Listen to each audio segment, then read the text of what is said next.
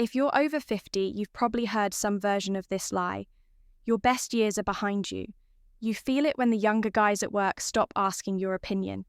You hear it in your doctor's tone when he starts talking more about managing decline than building strength. You see it when the women who once looked your way walk past without a glance, and it pisses you off, but you swallow it like you're supposed to. Here's the truth. You are not done. You're just finally dangerous. Because for the first time in your life, you've got the experience, the lessons, the scars, the insight. And most of all, you've run out of time to waste. This isn't a motivational speech. It's a call to arms, not to fight the world, but to claim your final form. Because while the world worships youth, Stoicism teaches something deeper. The older you get, the more unshakable you must become. So let's talk about what that looks like in action. Not theory, not philosophy in robes, real-life wisdom for men who refuse to go quietly. Let's begin. When the power of stillness.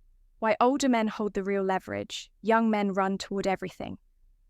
Money, women, validation, fast cars, louder voices, social media likes. It's chaos disguised as ambition.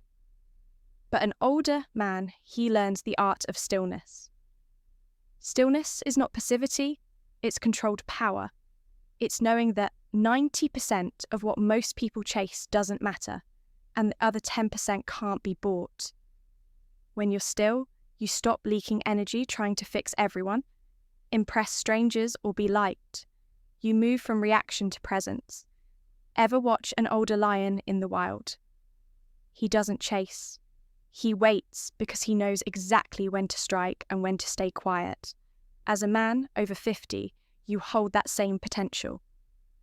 You don't need to be the loudest in the room. You just need to stand like someone who's seen death and didn't flinch. Stillness becomes your gravity. It draws people in.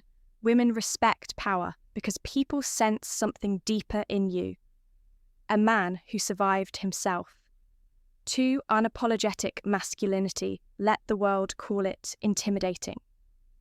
There comes a point in every man's life when he either shrinks to fit the modern world or he becomes a mountain people learn to walk around. You don't owe softness to anyone. You don't owe political correctness to people who haven't lived a day of your life. This culture wants older men to apologize for being masculine, for being direct, for having standards, for not bending to every emotional wave. But guess what? Your unapologetic energy, your too much presence, is exactly what a softening world needs. You don't have to shout, you don't have to argue, you just have to exist without folding, start taking up space again, sit with your legs wide, speak slowly and clearly, hold eye contact until the other person breaks. You're not mean, you're not toxic, you're masculine, and that is rare now, which means it's valuable.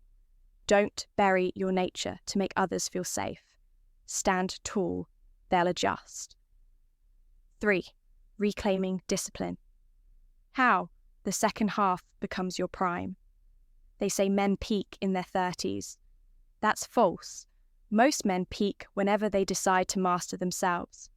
Your 60s can be your prime, but only if you return to discipline.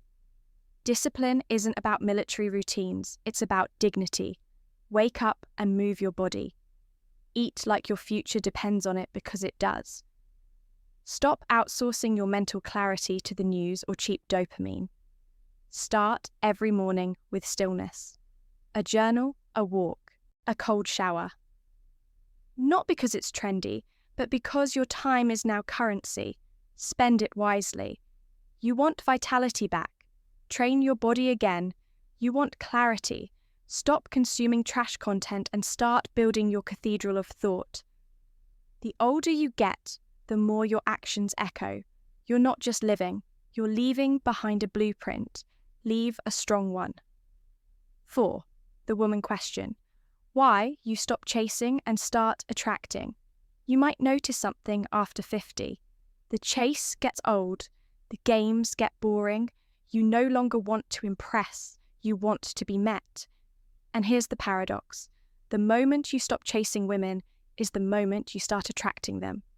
Not the flaky kind, not the ones who want status or sugar daddies, but the rare woman who sees your quiet power and leans in. This only happens when you stop living on the outside.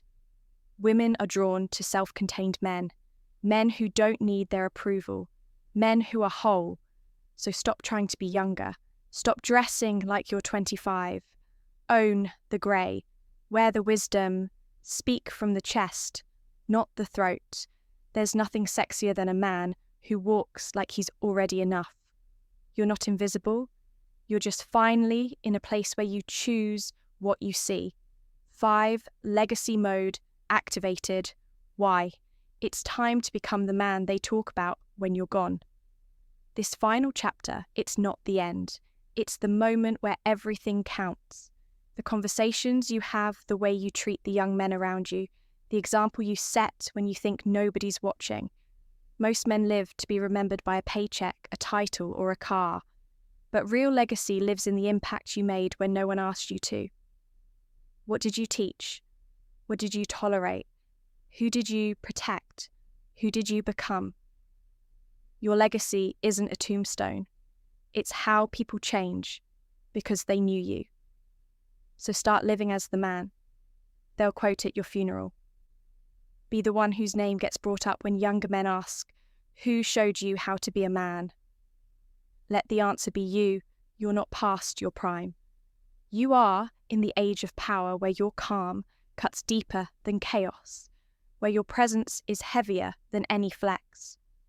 But only if you reclaim it. If you feel this in your bones, if this video reminded you of the strength you forgot you had. Type, I'm not done in the comments. Let's light a fire under the older generation of men. Because we don't need more noise. We need men who walk with purpose, speak with weight, and live with legacy.